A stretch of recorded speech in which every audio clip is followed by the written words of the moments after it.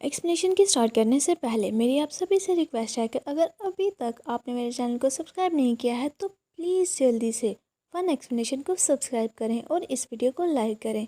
तो चलिए बिना किसी देरी के चैप्टर को स्टार्ट करते हैं। चैप्टर की स्टार्ट में हम मिलिट्री एकेडमी का सीन देखते हैं। वही एकेडमी जहाँ पर प्रेसिडेंट का बेटा लीड पढ़ता था। वहाँ पर कुछ स्टूडेंट्स आपस में बात कर रहे थे कि आज की फाइटिंग तो काफ़ी ज़्यादा टफ थी। क्या तुमने देखा कि उसने किस तरह से मेरे फेस पर मारा, यहाँ तक कि मैं अपनी आईज भी ओपन नहीं कर पा रहा था। वो लड़का लुयान तो काफ़ी ज़्यादा पावरफुल है और उसने मुझे बहुत बुरी तरह से मारा, यहाँ तक कि अब मेरी पूरी बॉडी दर्द कर रही है। इतने में हम देखते हैं कि नियान भी वहाँ पहुँच चुका था और वो काफ़ी ज़्यादा हैंडसम लग रहा था, जिसे देखकर एकेडमी में प्रेजेंट लड़कियां काफ़ी ज़्यादा ब्लश करने लगती हैं और आपस में गॉसिप करते हुए बोलती हैं, ये किस क्लास में है, क्या अभी तक इसका कोई पार्टनर है। जिस पर दूसरी लड़की बोलती है, शायद वो ज़्यादातर क्लासेस को अटेंड नहीं करता। वो काफ़ी ज़्यादा हैंडसम है, ऐसा तो हो ही नहीं सकता कि उसे कोई जानता ना हो। और सच में गाइस, नियान को देखें, वो इस वक्त कितना ज़्यादा हैंडसम लग रहा है ना। नियान स्क्रीन पर आज की फाइटिंग के रिजल्ट को देखता है, जहां पर लुयान सबसे टॉप पर था और उसने 329 मार्क्स गेन किए थे। जिसे देखकर नियान बोलता है, ओह एग्जाम में नंबर 1, नॉट बैड। वाई लेंजिंग ने एक दफ़ा मुझे बताया था कि उसके हाईएस्ट स्कोर 248 हैं, जो कि 329 से तो बहुत ज़्यादा कम है। और बाई लेंजिंग कोई और नहीं बल्कि लू का बॉयफ्रेंड था। इतने में नियान की नज़र लू पर पड़ती है, जिसे कि उसका क्लास फेलो बुली कर रहा था और बोलता है, वैसे आज तो तुमने एग्जाम में फर्स्ट पोजीशन ली, मगर कल के स्पिनिंग एग्जाम में तुम्हें क्या हो गया था, तुम तो वो ठीक से पास भी नहीं कर पाए। जिसे सुनकर लू इरिटेट होते हुए बोलता है, तुम ये किस तरह से मुझे देख रहे हो, तुम्हें क्या लगता है कि मैंने चीटिंग की है। वैसे मैं एडमिट करता हूँ कि मैं स्पिनिंग में अच्छा नहीं हूँ, तो क्या तुम स्पिनिंग में अच्छे हो। अगर ऐसी बात है तो तुमने फर्स्ट पोजीशन क्यों नहीं ली। क्या तुम हमेशा यही कंप्लेन नहीं करते रहते कि तुम्हें फर्स्ट पोजीशन चाहिए, तो कल तुम्हारे पास मौका था तो तुमने उसका फायदा क्यों नहीं उठाया। जिस पर वो पर्सन क्रीपी लुक के साथ लू की तरफ देखने लगता है और बोलता है, जरा अपनी तरफ से देखो, पूरे एग्जाम में तुम्हें तो बिल्कुल भी चोट नहीं आई। यहाँ पर तो हर कोई जानता है कि तुम्हारे फादर्स ऐसे वैसे पर्सन नहीं हैं, इसलिए वो तुम्हें मारने की हिम्मत भी नहीं कर पाए। और जो स्कोर तुमने लिए हैं ये बिल्कुल फेक हैं, और कौन जाने कि तुम्हारे फादर ने तुम्हारे ओपोनेंट को कितने ज़्यादा गिफ्ट दिए होंगे।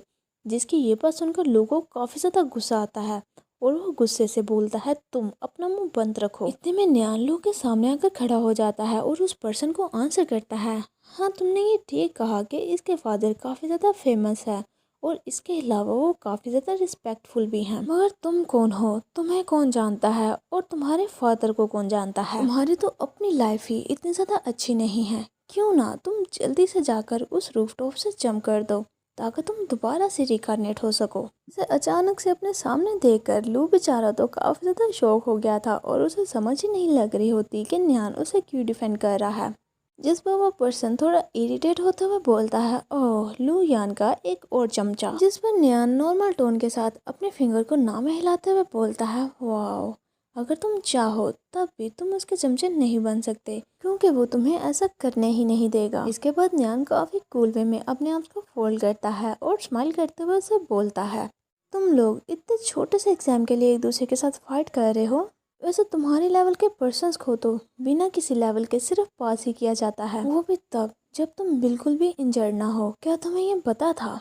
तुम्हें क्या लगता है कि कॉम्बैट एग्जाम के बाद एक दूसरे के साथ इस तरह से मारपीट करना नॉर्मल बात है। ऐसा करना तो बहुत ज़्यादा घटिया है, और मैं सिर्फ तुम्हें ही नहीं ये बोल रहा, यहाँ पर जितने भी लोग हैं वो सारे घटिया हैं। ये बोलते हुए न्यान काफी कूल वे में उसे अपनी मिडिल फिंगर दिखा देता है। न्यान की ये सारी बातें सुनकर और उसके ये रिएक्शन को देखकर तो उस पर्सन की हालत काफी ज्यादा खराब हो जाती है और वो गुस्से से चिल्लाने लगता है। न्यान उसके हाथ से उसके रिपोर्ट कार्ड को छीन लेता है और उसे पढ़ते हुए बोलता है, थैंक यू। एज 23 और तुम्हारे मोस्ट रिसेंट एग्जाम के मार्क्स तो 3 स्टार हैं, और जिसकी वजह से तुम इस एग्जाम में फेल हो। और फिर वो उसे टोन मारते हुए बोलता है, नहीं नहीं ऐसा नहीं हो सकता, ऐसा कैसे हो सकता है कि तुम एक एग्जाम भी पास नहीं कर पाए। ये एग्जाम तो काफी ज्यादा सिंपल था। ओह ये तो बहुत बुरा हुआ। इतने में वो पर्सन जल्दी से आगे बढ़कर न्यान से अपना रिपोर्ट कार्ड छीन लेता है और गुस्से से बोलता है, अगर तुम इतने ज्यादा ही औसम हो तो तुम्हें एग्जाम में कितने स्टार मिले हैं।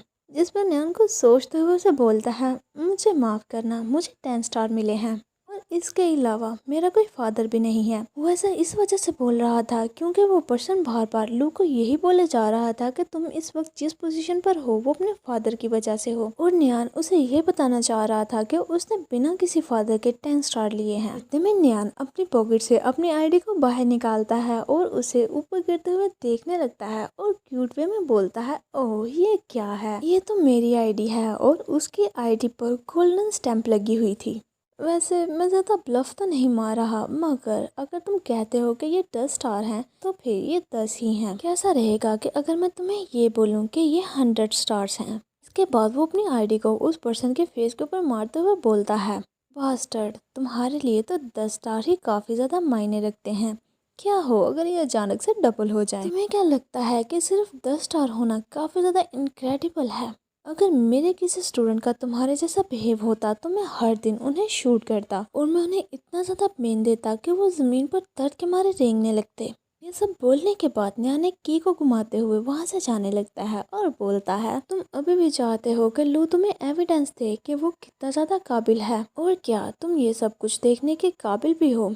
जिसे सुनकर जब वो पर्सन न्यान की तरफ देखता है तो वो अपनी की को देखकर काफ़ी ज़्यादा हैरान हो जाता है और बोलता है, ये की तो मेरी है, तुम ये क्या कर रहे हो? जिस पर न्यान अपनी व्हील का ऑन करते हुए उस की को तोड़ देता है, जिसे ऐसा करते देखकर वो पर्सन इतना ज़्यादा घबरा गया था कि वो डर के मारे ज़मीन पर बैठ चुका था। की तोड़ने के बाद न्यान उसे उसके पास फेंक देता है और बोलता है, जाओ जाकर एक नई की खरीद लो।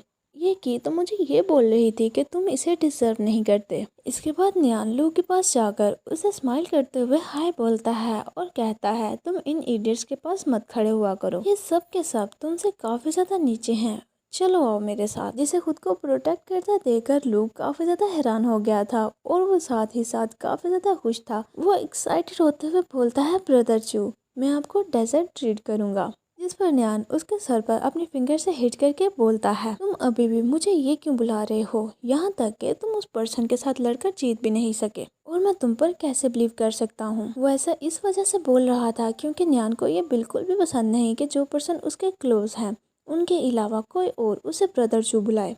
इस तरह हिट करने की वजह से लोगों को काफ़ी ज़्यादा पेन होता है और वो चिल्लाते हुए बोलता है, नेक्स्ट टाइम मैं ज़रूर ही जीत जाऊँगा, अब मैं आपसे सीख चुका हूँ कि मैंने ये कैसे करना है। जिस पर न्यान उसके क्लोज आते हुए अपने एक हाथ को उसके शोल्डर पर रख लेता है और फिर उसे समझाने लगता है, चलो मैं तुम्हें बताता हूँ कि ये सब कुछ कैसे करना है। बस तुम्हें हमेशा यही सोचना है कि तुम अपनी इनोसेंस को कैसे प्रूव कर सकते हो। अगर वो तुम पर बिलीव करते हैं तो एट लीस्ट वो तुम्हारे अंदर मौजूद गलतियाँ तो बिल्कुल भी नहीं निकालेंगे। उन्हें ऐसा करने की कोई ज़रूरत नहीं होगी। किसी के साथ आर्ग्यू करने का सिर्फ एक ही पर्पस होता है, वो तुम्हें इस तरह की बातें करके बुरा फील कराना चाहते हैं। क्या तुम समझ गए?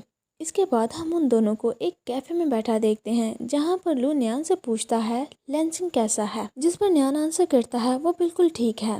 अगर मैं इस वक्त उसे वापस आने की परमिशन दे दूँ तो वो इस पूरी एकेडमी में सबसे ज़्यादा पावरफुल होगा। जिसे सुनकर लोगों को काफ़ी ज़्यादा अच्छा लगता है और वो बोलता है, वो काफ़ी ज़्यादा औसम है।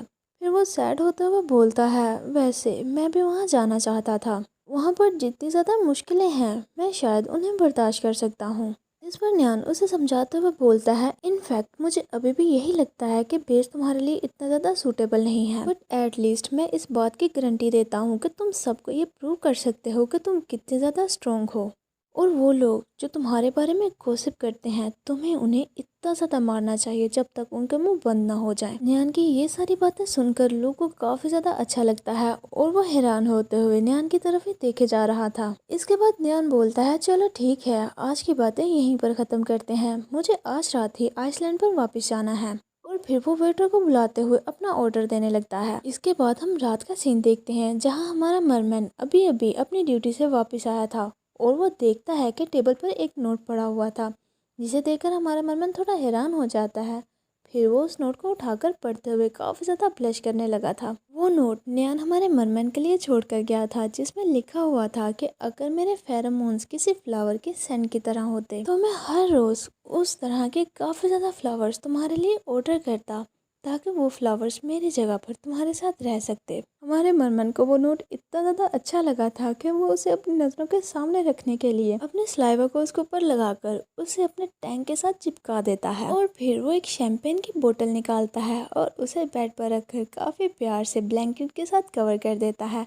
और ये सब कुछ करते हुए वो काफ़ी ज़्यादा ब्लश भी कर रहा था। ये सब कुछ करने के बाद वो मज़े से अपने टैंक के अंदर बैठकर रिलैक्स करने लगता है और फिर वो रिमोट निकालकर टीवी को ऑन करता है। हम देखते हैं कि उसने पानी से रिमोट को बचाने के लिए उसे शॉपर से कवर कर रखा था और वो काफ़ी ज़्यादा अच्छे मूड के साथ बार बार रिमोट को प्रेस करे जा रहा था, मगर टीवी पर तो कुछ भी शो नहीं होता। बस एक ब्लैक सी स्क्रीन थी जिसके ऊपर एक अजीबोगरीब कीड़ा रेंग रहा था, जिसे देखकर हमारा मरमन थोड़ा चौंक जाता है। और गाइस, इसे आपने याद रखना है, इसका भी आगे चलकर एक काफ़ी इम्पोर्टेंट रोल है।